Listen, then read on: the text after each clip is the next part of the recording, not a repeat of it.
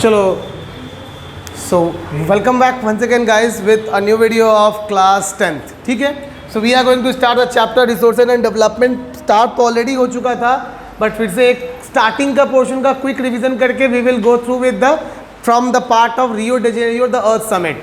आइए ना, चलो.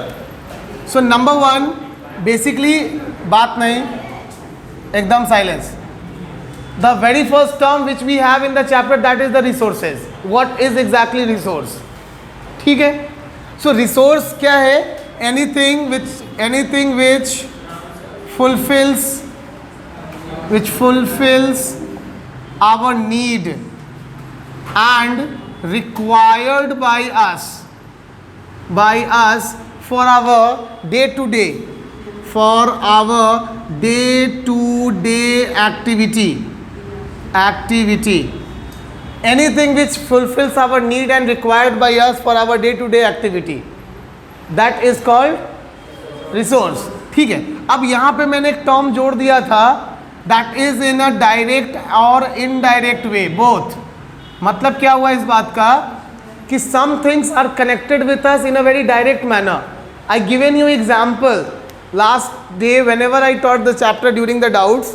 मैंने आपको बताया था कि few things are directly connected with us. For example, right now this shirt is directly connected to me, है ना. My parents, as a human being, my parent is directly connected to me, है ना. लेकिन दूसरे किसी के parent, मान लो जैसे कि Amitabh Bachchan is also a part of our society, मतलब our country, but Amitabh Bachchan is not a resource for me.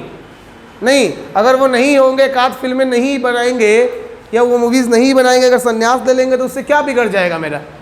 नहीं, धोनी अगर इंडियन क्रिकेट टीम से संन्यास ले लिया तो उसमें मेरा तुम्हारा क्या घाटा हो गया? ऐसा थोड़ी है कि मेरा तुम्हारा कुछ बहुत ज़्यादा बड़ा लॉस हो गया, हम आप अब क्या कहते हैं सो फाइनेंशियल डिफिसिट में चले गए, सोशल डिफिसिट में चले गए, ऐसा तो नहीं है. तो this is what we are talking about in this perspective.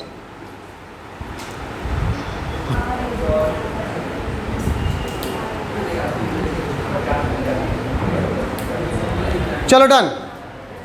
Now indirect way क्या होता है?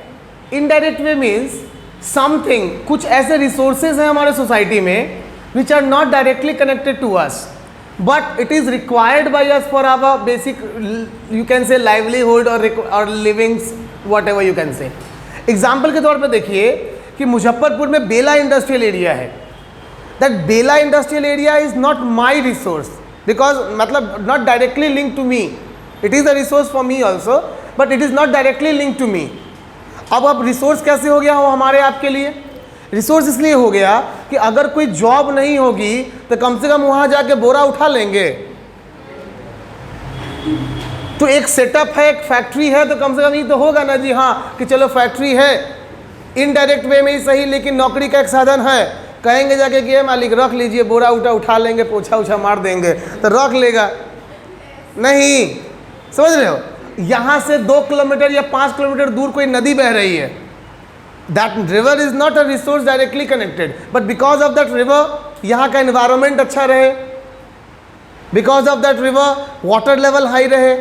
अच्छा, यहाँ से मान लो 10 किलोमीटर या 5 किलोमीटर दूर कोई बहुत बड़ा जंगल है. आप कहोगे सर जंगल कैसे रिसोर्स हो गया? because of the pollution free air, because of the ecological balance, it become a resource. तो कुछ चीज़ें इनडायरेक्ट वे में भी हमारी रिसोर्स होती हैं.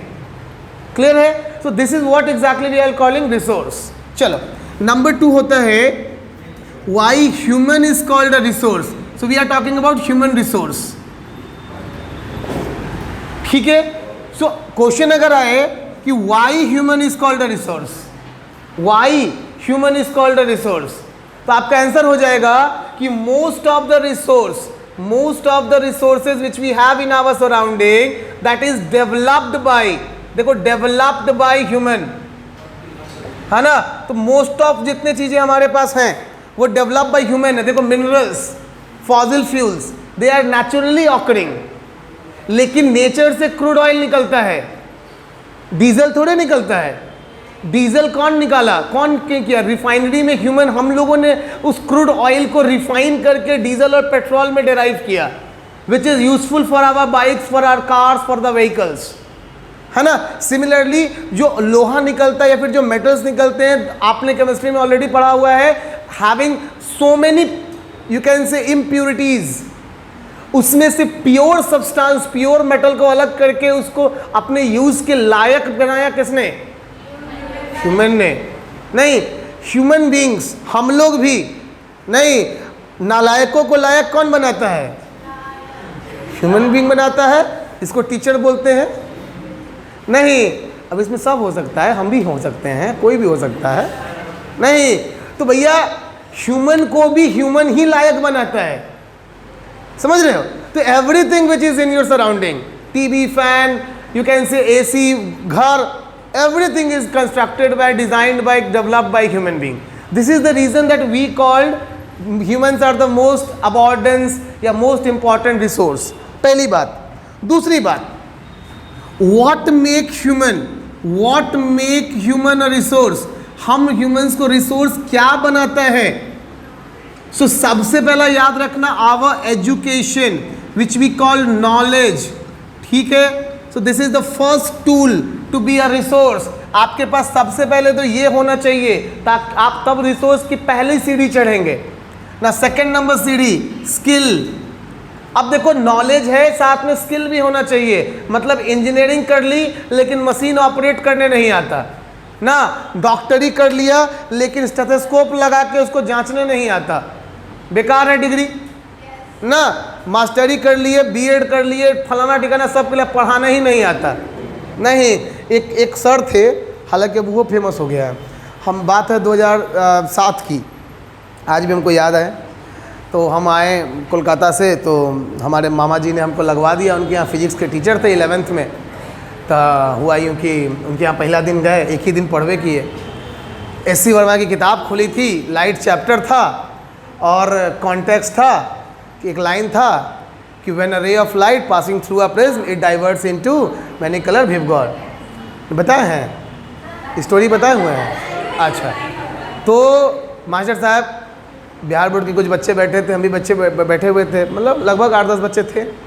सर बोल रहे थे, देखो क्या लिखा है, when a ray of light is passing through a prism is divert. बुझा? तो कहा नहीं सर, देखो when a ray of light, this is रे of light is passing through is divert. बुझा? हाँ सर। सब बोल दिया हाँ सर, हो गया। मतलब बंदा सिंगल भाषा में बुक को रीड कर देता और 2 बार वही लाइन को रिपीट कर देता, कहानी हो गया ख़त्म। नहीं, हालांकि वो टीचर बन गया। जब 2015 में उनकी शादी थी, हम गए हुए थे, उस समय पता चला कि अभी बड़ा अच्छा फेमस टीचर बन गया है। अब 100 स्टूडेंट का बैच पढ़ाते हैं दिन में 10 गो ना, लखपति बन गए। रीज़न, न किताब बदला, न कॉन्सेप्ट बदला, न क्वेश्चन बदला, इतने दिनों में रट गया पूरा चीज़ को। नहीं तो रट गए। अब आज जो स्टूडेंट जाएगा, उस स्टूडेंट बोलेगा कि सर फोर्स का क्वेश्चन नंबर 4 नहीं समझ में आया। अच्छा, जिसमें क्वेश्चन लिखा हुआ है कि अब a man throws a ball in the speed of velocity of this, तो हाँ सर वही वाला है। बुढ़ बताओ, तुम लोग क्या सोचोगे? बताइए। सर को क्वेश्चन नंबर बोले तो सर क्वेश्चनों बता दिए, आंसरों बता दिए, कहाँ मिलेगा वो बता दिए। Sir is great. सर की तो रियलिटी हम लोग देखे हैं कि क्या थे वो। तो वही लॉजिक होता है कि एजुकेशन के बाद skill. Third, the last thing is technology which make you faster. Why US is such a big economy? Because of its technology. They are having so much advance. Farming में आपको लगता है ना, हम लोग बोलते हैं भारत एक कृषि प्रधान देश है। भैया हमसे ज़्यादा कृषि कौन अमेरिका और कनाडा करता है, न्यूजीलैंड करता है। भारत मुंह माया फंसा हुआ है कि कृषि प्रधान देश, कृषि प्रधान देश। खेती देखनी है तो अमेरिका में जाकर देखो, they are having such a big tools. एकड़ के एकड़ कमर्शियल फार्मिंग वो वहाँ के फार्मर्स करते हैं। And they are not only serving, you can say farming for their country but for all the export. पूरे वर्ल्ड को बांटते हैं वो लोग। सब्जियां सबसे ज़्यादा उगाई जाती हैं यूएस में, कनाडा में। गेहूं, चावल, भौकाल मचा कर रखे हुए वो लोग इस मामले में, है ना। एक सेकेंड भाई, okay now this is done. Last next topic में आते हैं। Next topic is what classification of resource. Babu chapter को आप लोग सब रीड करेंगे प्लीज, और जहां डाउट लगेगा वहां पूछेंगे। ऑब्जेक्टिव सुन के जिन लोगों को खुशी महसूस हुआ वो लोग खुश ना हो। दो रीजन है। Objective means depth knowledge of each and everything. Subjective में बेनिफिट ये होता है कि teacher give you part wise marking. 2 number का क्वेश्चन में 1 नंबर तो आपको दे ही देता है टीचर। ऑब्जेक्टिव का सबसे बड़ा ड्रॉबैक है गलत ऑप्शन तो गलत, पूरा 1 नंबर गया, पॉइंट भी में भी नहीं मिलेगा कुछ भी। तो it's not a easy thing, number 1। Number 2, sir नहीं रहेंगे मतलब दया माया के लिए। आप लोग के उस समय क्लास में रहेंगे सीबी सर, राजीव सर, समझ लीजिए आप, है ना। क्योंकि हम 16 से गायब रहेंगे, 16 से लेकर ऑलमोस्ट हमको लगता है 27 to 28 तक, 12-13 दिन। तो उन्हें घूमने नहीं जा रहे हैं, एग्ज़ाम है ना, हरियाणा जाना है एग्ज़ाम देने। तो नहीं उतने भी महान हम नहीं हैं, है ना। तो लॉजिक ये है, पढ़ाई डीपली करो, है ना। हालांकि आप लोगों के साथ रहूँगा, जहाँ भी रहूँ वहाँ से लाइव या किसी तरीके से रहूँगा ज़रूर, आप लोगों के साथ पढ़ाऊँगा ज़रूर। चलिए डन। अब आ जाता हूँ क्लासिफिकेशन वाले टॉपिक में।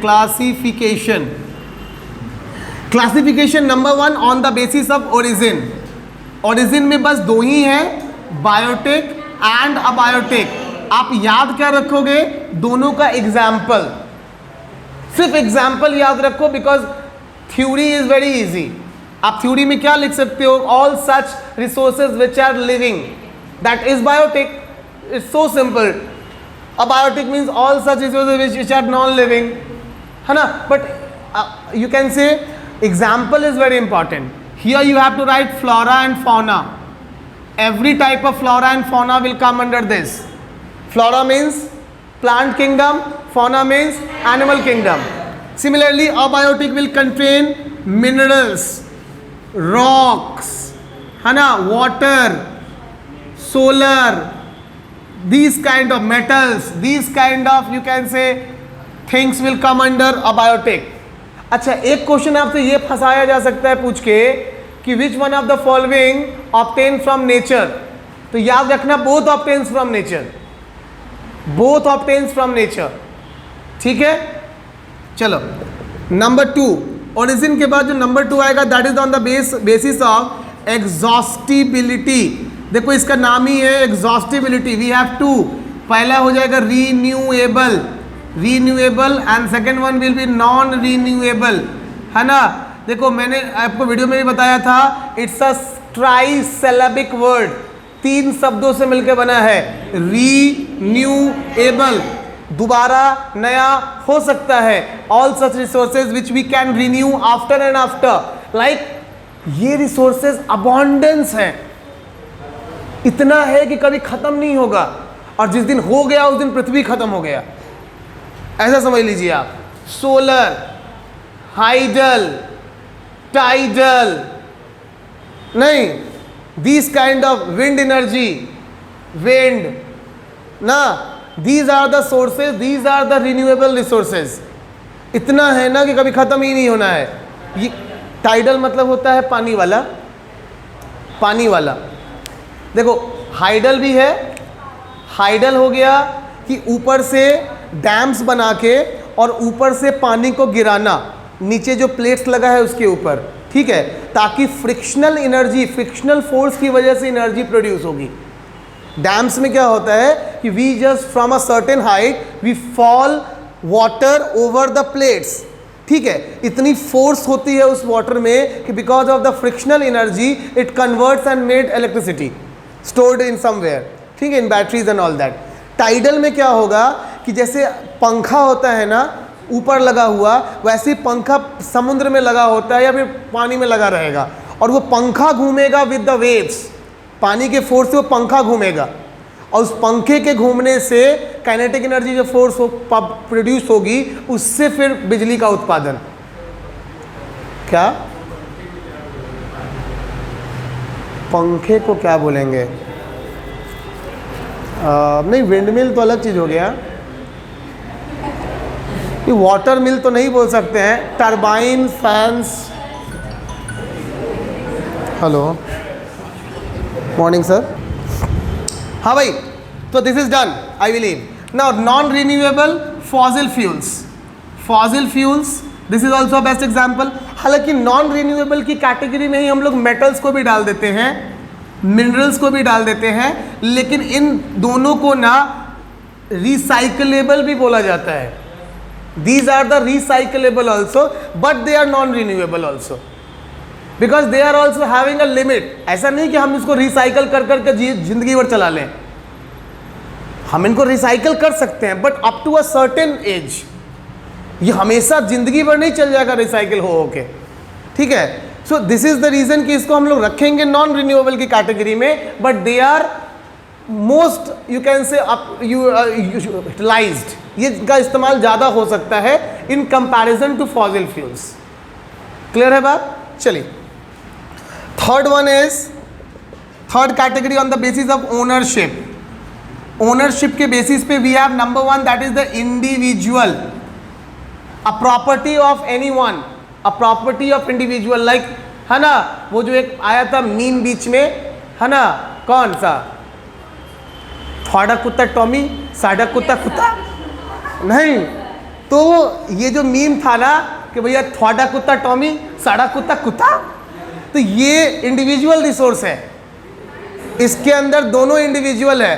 थोड़ा कुत्ता भी that is individual resource for you, and साडा कुत्ता भी individual resource for me. Done है? थोड़ा पेन, थोड़ी टी शर्ट, थोड़ा घर, सब थोड़ा है, दैट इज योर्स, है ना। जो हमारा है that is belongs to me only, है ना। So that is what we are talking about, individual resource. कल क्लियर है बात? एग्जाम्पल में आप कुछ भी लिख सकते हो, रिलायंस, टाटा, कौन सा बाबू, हाँ लिख लो। Now after individual the second one is the, you can say, हाँ चलो कम्युनिटी लिख लेते हैं, community resource. Now community resource में always remember all such resources which are enjoyed by, which are held by, या which are controlled by a community, like a broader mass people। ज़्यादा से ज़्यादा लोग इसका इस्तेमाल कर लेते हैं, ठीक है। अच्छा, इन अलाइक, इक्वल वे, इक्वल तरीके से इस्तेमाल करेंगे, ये भी इंपॉर्टेंट है, याद रखना यहाँ पे। इक्वल तरीके का मतलब no one will force any one not to utilize it, not to use it, ठीक है। एग्जाम्पल समझो, temple we are talking about, मंदिर में कोई जाने से किसी को नहीं रोकेगा, सब जा सकते, है ना। कहीं भी स्थान मंदिर है भोलेनाथ का, आपको जाना है जाइए, है ना। मस्जिद है सामने अपना मारीपुर में, जिसको जाना है वो जाएगा, there is no you can say objection.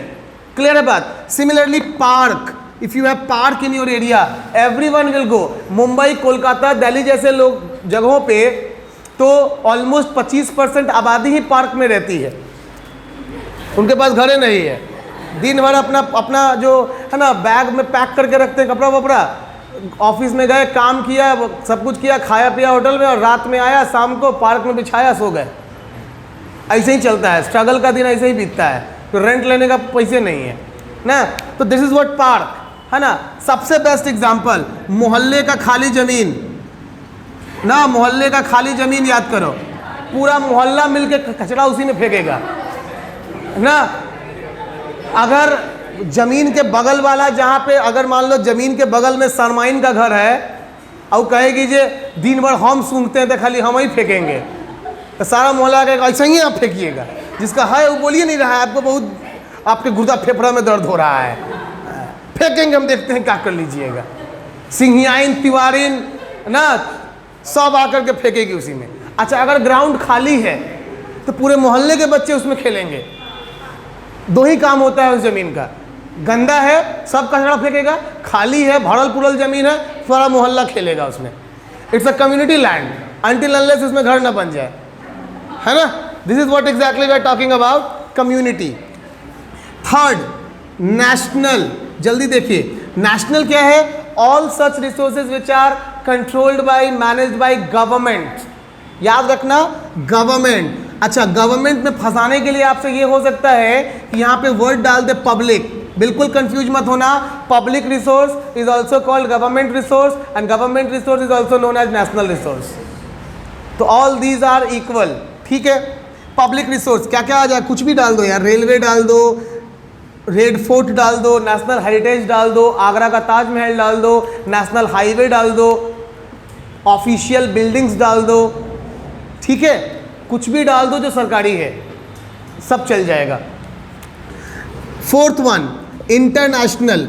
International means all such resources which used by the not only sea route and air route, which is used by all the countries of world. It was mostly used by all the countries. अब देखो 20 nautical miles के बाद, nautical 200 ना, हाँ 20 तक तो India में है. 20 नॉटिकल माइल्स के बाद इट इज़ इंटरनेशनल वाटर. और इंटरनेशनल वाटर सबका है. कोई कंट्री किसी कंट्री को वहाँ जाने से रोक नहीं सकता, बैन नहीं कर सकता. आपको मैंने शायद बताया भी था वीडियो में. अभी क्वाड ग्रुप जो बना है, क्वाड ग्रुप किसके किसके बीच में बना? 4 कंट्रीज हैं क्वाड ग्रुप के अंदर. India, Australia, US and Japan. चारों कंट्री ने बनाया ही ग्रुप इसीलिए है ताकि वो पैसिफिक ओशियन में चाइना की बढ़ती हुई पावर को रोक सके. बिकॉज चाइना पैसिफिक ओशियन के इंटरनेशनल वाटर का इस्तेमाल अपने लिए ज़्यादा कर रहा है और वो बाकियों को प्रॉब्लम क्रिएट कर रहा है. देखिए, करना सबसे पूछ के करता है, लेकिन एक बहुत पुरानी कहावत भी है कि जिसकी लाठी उसका भैंस. वो भैंस था सबका कि सब आके उसमें से जो दूध दुहाएगा से लेके जाएगा. लेकिन जो सबसे दबंग था वो कहा कि बाबू हम लेंगे इसमें से पूरा 1 लीटर, काहे किसी को मिले नहीं मिले, आज जो आएगा से हमसे आओ फरिया लो. यही वाली हाल चाइना के साथ है तो. लेकिन वही बात है कि कौन जाए मुँह लगाने. मुँह लगाएगा तो इकोनॉमिकल इफेक्ट पड़ेगा. चाइना आज सेंटर ऑफ ग्रेविटी है.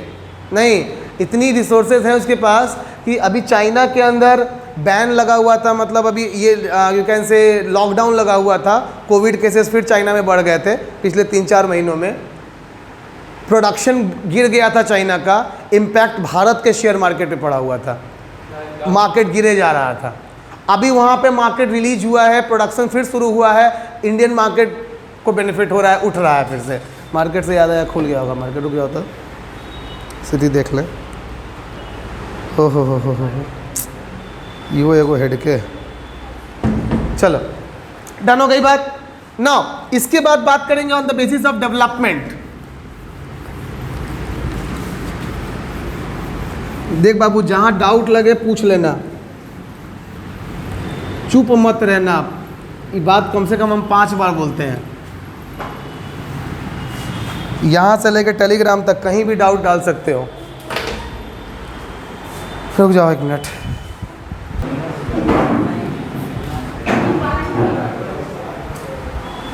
Okay, so now classification on the basis of its development.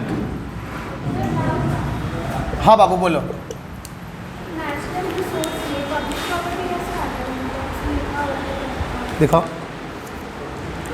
देखो नेशनल रिसोर्स में क्या है? Technically all the resources belonging to the nation. The country has legal power to acquire even private property for public good. ठीक है, इसका मतलब मैं समझाता हूँ. You might have seen roads, canals, railway being constructed on field owned by the some individual. Urban development authorities get empowered by the government. आपका question बस इतना ही है ना कि ये जो लिखा है क्या, ये इसका मतलब समझो. We will say it is given there might be. ऐसा हो सकता है देश के अंदर. पहली बात कि आपका कुछ नहीं है, ठीक है, आपका कुछ नहीं है, लेकिन फिर भी हम कहते हैं कि आपका सब कुछ है. मतलब the property which you owned, उसको हम लोग रखेंगे इंडिविजुअल की कैटेगरी में ही. लेकिन कहा यह गया है कॉन्स्टिट्यूशन ऑफ इंडिया में कि if it is required by the nation for the development of nation, the government has right to take it back, to take it from you. But सरकार आपसे वो ले तो लेती है, लेकिन ऐसा थोड़ी कि ले लेती है सीधे, उसके बदले में कंपनसेशन भी तो देती है. तो अगर आपका कोई अधिकार ही नहीं होगा, मान लो वो पेन पे अगर तुम्हारा अधिकार ही नहीं है, तो मैं सीधे तुमसे ले लूँगा, फिर मैं लेने के बाद देने को तो गारंटीड नहीं होऊंगा, लेकिन मैं पेन लूँगा तो बदले में एक पेन दूंगा भी। If I am taking your land, so I will give you land somewhere else, या the sum amount money of that land.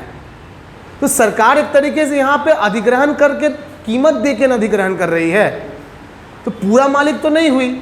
बस वहाँ पे वही मतलब है कि कहने के लिए तो ये कहेंगे कि सब कुछ सरकार का ही है ऐसे केस में। बस चलिए, डेवलपमेंट के बेसिस पे जो नंबर 1 हमारे पास आता है, that is the developed. All such resources which are developed and we are 100%, मतलब maximum we are utilizing it, पूरा उसका इस्तेमाल हम लोग कर रहे हैं, that is called developed resources. मतलब उसकी जो ओवरऑल यूटिलाइजेशन है, it can not go more, जितना हो सकता था उतना कर लिया। एक होता है ना कि आप किसी शर्ट को पहन रहे हैं और उसको आप इतने दिनों से पहन रहे हैं कि उसका आपने दाम सधा लिया, मतलब मैक्सिमम यूटिलाइजेशन जो हो सकता था आपने उस कपड़े का कर लिया, that is called developed proper way में। Similarly petrol, diesel, CNG, LPG, all these are some such fossil fuels which are already developed. Construction buildings, it is already developed. अब ऐसा नहीं कि इसके ऊपर ताजमहल बन जाएगा, या यहाँ पे इनको है ना आईफिल टावर बना देंगे, चाहे कुछ ऐसा बना देंगे, ऐसा पॉसिबल नहीं है। जो होना था इस बिल्डिंग के साथ हो गया। क्यों हो गया? क्योंकि जब इसकी फाउंडेशन डाली गई होगी तो उस फाउंडेशन के टाइम इंजीनियर्स को बताया गया होगा कि बिल्डिंग मैक्सिमम कितना फ्लोर जाएगा, 4 मंजिल, 5 मंजिल, 6 मंजिल, तो उतने ही मंजिल के हिसाब से इसकी फाउंडेशन डाली गई होगी कि 5 मंजिल के लोड को ही ये बिल्डिंग उठा पाएगा। अगर इस बिल्डिंग पे 20 मंजिल बनाने का कोई सोचे तो जैसे ही ऊपर जाएगा नीचे धंस जाएगा, लोड ही नहीं सह पाएगा। So this is what we called कि this building is developed, maximum utilization हो गया। बहुत बनेगा तो 1 फ्लोर और, बस कहानी खत्म, not more than that. Clear है बात? So this is what we are talking about here in developed section. दूसरा बाबू यहाँ पे वह है बाबू आपका potential. Potential resources means all such resources which are developed, जो डेवलप तो है, and we know how to use, क्योंकि हमारे पास उसकी टेक्नोलॉजी भी है, हमारे पास उसकी टेक्नोलॉजी भी है, कैसे यूज करना है वो भी जानते हैं, but we are not using it up to the mark, not using up to the mark. अब इसके 2 रीजन हो सकते हैं नॉट यूज करने के। Reason number 1, we have alternative option. Alternative option ना, फ्रिज में पनीर रखा है ना, आपने बोला कि मम्मी पनीर 2 प्याजा बना दो, चाहे पनीर चिली बना दो, नहीं, लेकिन मम्मी क्या बोली कि बाबू कढ़ाई में कल वाला मतलब जो रात को बना था वो भी अभी बचा है, पहले उसको ख़त्म कर लो, फिर दोपहर में या फिर आज शाम को बना देंगे।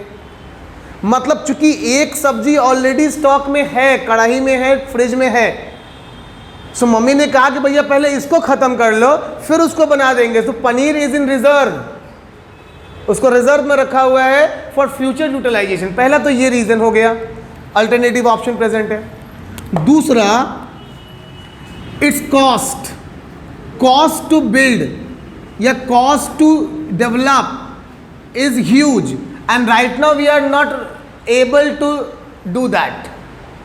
आज हम उतना ज़्यादा इसको नहीं कर पाएंगे, डेवलप कर पाएंगे, है ना। एग्जाम्पल के तौर पे सब जानते हैं कि सिक्योरिटी पर्पस को देखते हुए आईफोन, एप्पल के इक्विपमेंट्स बहुत अच्छे हैं, डेवलप्ड रिसोर्स है ना, लेकिन सब खरीद थोड़े लेता है जी, 1 लाख दामों तो है नहीं। तो लॉजिक का मैजिक ये है कि रिसोर्स तो है बट वो सबके लिए अवेलेबल नहीं है। नहीं, टेस्ला की जब गाड़ियाँ आएंगी तो ईवी सेगमेंट में एक बहुत बड़ा रिसोर्स तो होंगी, बट वो लोअर क्लास के लिए होंगी भी नहीं, वो हमेशा इलीट क्लास के लिए गाड़ियाँ होंगी। कितना कम भी कॉस्ट होगा फिर भी कॉस्ट 15 से लाख 20 लाख से ऊपर का ही होगा। तो नॉर्मल क्लास यानी कि ऑल्ट्रो और वैगनार वाले लोग उसको खरीदेंगे ही नहीं, सोचेंगे ही नहीं खरीदने का, है ना। साथ में ईवी के जो पावर स्टेशन है वो हर जगह है भी नहीं। अच्छा, उसकी ग्राउंड लेवल इतनी कम है कि अगर मुजफ्फरपुर में कोई खरीद लेगा तो मालूम चलेगा जी उसको धकेल के किरान से ढोवा के पहुंचवाना पड़ रहा है, चलिए नहीं पाएगा रोड पे, NH पे खाली चलेगा वो। NH भी यहाँ पे कुछ कुछ जगह पे ऐसा नहीं कि, तो this is what we are calling potential. मतलब such resources are having that potential but they are not utilizing up to the mark because of these two reason. ठीक है, एग्जाम्पल में क्या लिख लोगे, तो सोलर लिख लेना, सोलर पैनल या सोलर चैनल्स वगैरह। तीसरा आ जाएगा हमारे पास stock, means all such resources which are available. देखो अवेलेबल है but we are having no technology और skill to use it, utilize it ना। एग्जाम्पल, पिछले साल मैं न्यूज़ देख रहा था, when Taliban captured part of Afghanistan, उनको अमेरिका के सारे एडवांस इक्विपमेंट्स, अपाचे हेलीकॉप्टर्स सब मिल गए, लेकिन तालिबानियों को टेक्नोलॉजी ही नहीं पता how to fly that Apache helicopter. सिर्फ हेलीकॉप्टर के पास खड़ा होकर के सब फोटो शूट करवा रहे थे। That is a resource, it is a modern fighting helicopter. America का हेलीकॉप्टर है और करोड़ों डॉलर्स दे करके लोग खरीदते हैं दूसरे देश वाले। इंडिया ने भी उनसे खरीदा हुआ है, उनको फ्री में मिल गया, but they don't know how to use it, they don't know how to fly it because of lack of technology and skill ना। They are just requesting the pilots of Afghanistan कि भैया हमें ट्रेनिंग दो हमारे लड़ाकों को कि वो लोग उड़ा लें इसको, ट्रेनिंग मिल जाएगी तो कहीं उसको यूज करने लगे। This is what we are talking stock. इसमें बेस्ट एग्जांपल क्या जाता है, separation of hydrogen and oxygen from water, book में भी है, उसी को यूज करो। Last one is the reserve. Reserve is also the same condition, potential और रिसोर्स ऑलमोस्ट एक जैसा ही है। ठीक है, क्या होता है इसमें भी कि such resources which we are reserving for future generation या फॉर फ्यूचर डिमांड, जो भविष्य के लिए डिमांड के लिए रख रहे हैं बचा बचा के। मैंने एग्जांपल दिया था बैंक का, एग्जैक्टली सेम केस है ये कि बैंक वो जगह होगा जहाँ पे आप अपनी सरप्लस अमाउंट को जमा करते हो, किसके लिए कि अगर लॉकडाउन लग जाए या हमारे बुरे दिन आ जाए हम उस पैसे को निकाल के इस्तेमाल कर पाएँ। So that is what we are talking about reserves. Done है बात। एग्जाम्पल क्या डाल लोगे, hydro electricity, hydel power plants. Clear है बात,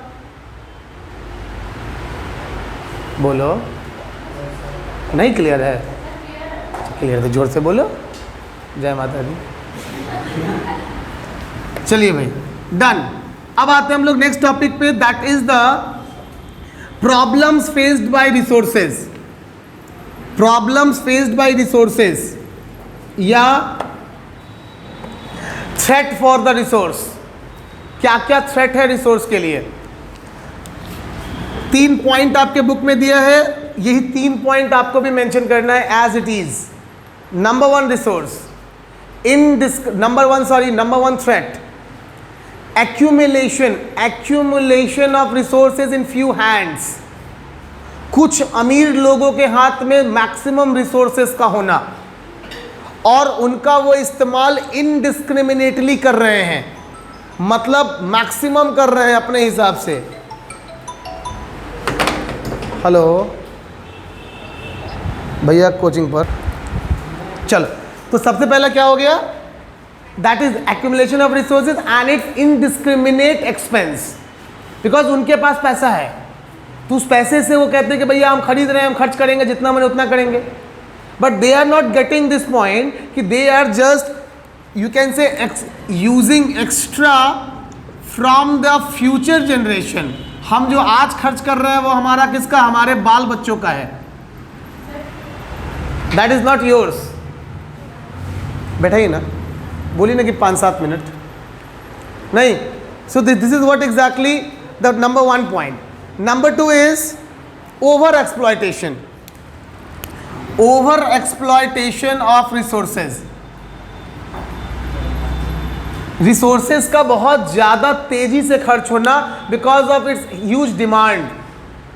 ठीक है, so this is the second reason of threat. And the third one is because of over exploitation we are facing global warming, we are facing depletion of ozone layer, we are facing ecological disbalance, we are facing increasing temperature, we are facing climatic change. ये सब कुछ अर्थ के लिए खराब है, उसको क्या करेगा, डिसबैलेंस करेगा, डिस्ट्रॉय करेगा. So this is what we are talking about here in this part. Clear है बात? चलिए अब इन सब को बचाने का क्या उपाय है?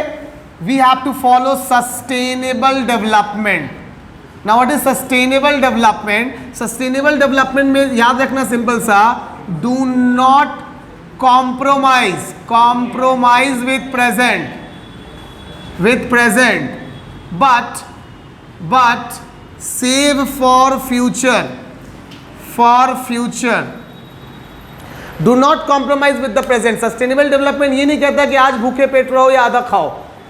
ये कहता है कि भैया आज भी खाओ, उतनी ही खाओ जितनी आपकी बॉडी की रिक्वायरमेंट है, और जो बच जाए उसको बचाओ अगले दिन के लिए.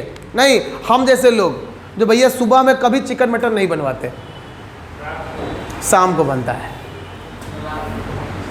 ना, कि भैया रात में बनेगा नहीं, तक कहेगी सुबह तक चलेगा. रात को तो खाएंगे ही, 2 पीस आलू ग्रेवी बचेगा तो अगले दिन चलेगा. नहीं, अगले दिन कम से कम सुबह में अगर मान लो 10 बजे खाएं तो 3 बजे तक का तो कोटा पूरा हो गया. नहीं, अब अगर उसके बाद 3 साढ़े 3 में अगर आदमी खाएगा तो फिर शाम के नाश्ते की ज़रूरत नहीं हुई ना, सीधे रात. तो मतलब एक टाइम का पूरा सब्जी चावल, मतलब पूरा सब्जी दाल, शाम का नाश्ता, 2 चीज़ की सेविंग हो गई ना भाई. करना क्या था? 2 आलू बढ़ाना था और थोड़ा ग्रेवी बढ़ाना था, बात हो गया ख़त्म. सस्टेनेबल डेवलपमेंट है ये. This is what we are talking about, है ना जी? क्या करना है इसके, मतलब बढ़िया है ये है अच्छा एक बात बता तुमको, जिन लोगों को ये लगता है ना कि नहीं ये मतलब रखना चाहिए, मतलब स्पेशली नॉनवेज आइटम, आपकी जानकारी के लिए बता दूं, मुगलों के समय से यही चला आ रहा है कि नॉनवेज सारे आइटम्स बासी ही खाने की चीज़ है. They use to put for marinations for more than 12 hours. 12 घंटे तो वो लोग दही और पूरा मसाले में मैरिनेशन में छोड़ देते थे. चिकन मटन जितना ढलता है उतना उसमें रूहानियत आती है, मतलब उसमें मॉइस्चर आता है, उसमें टेस्ट फील होता है ना. आज दिन बुधवार है तो कुल मिला के लॉजिक का मैजिक ये है कि आप मौका दें उसको, सुबह में खाएं, ग्रेवी ग्रो हो जाएगा, मतलब ग्रो क्या कहते हैं उसको, मैच्योर्ड हो जाएगा. हाँ, ग्रेवी मीट सब मैच्योर्ड हो जाता है, उसका टेस्ट बढ़ जाता है, हड्डियों के अंदर तक घुस चुका होता है. ओहो, भावनाओं की कदर करें. हाँ भाई, सो sustainable development is the same story. ठीक है, चलो अब आते हैं next, that is earth summit, the Rio de Janeiro. क्या क्या याद रखना है? रियो डे जी है कि जी है, जी है, जेनेरियो तो जे ही है. अच्छा चलो, जेनेरियो जो भी हो. जेनेरियो कहाँ है? तो भैया ब्राज़ील में है. हुआ कब? तो 1992. नाम क्या था? Earth summit. कौन लोग थे? More than 100 countries, more than 100 country heads का मतलब इधर द प्राइम मिनिस्टर और the presidents of different countries. मुद्दा क्या था? सेव अर्थ, पृथ्वी को बचाओ. किससे बचाना है पृथ्वी को? कोई एलियन अटैक हो रहा है क्या? नहीं, पृथ्वी को बचाना है पृथ्वीवासियों से ही. We human. Why? Because we are using the resources so fastly that resources are depleting. It is depletion, the depletion या the depletion of resources are very rapid. अच्छा, pollution, because of the demands more and more factories are opening, और इस factory opening की वजह से क्या हो रहा है, पॉल्यूशन ज़्यादा से ज़्यादा हो रहा है। उनका ये अनुमान था कि जो हमारी 21st सेंचुरी आ रही है, मतलब ये जो चल रहा है अभी, इस 21st सेंचुरी में पॉपुलेशन विल ग्रो मोर, आबादी और बढ़ेगी। When population will grow more, pollution will take place more. जब पॉल्यूशन और ज़्यादा होगा तो depletion will of resources will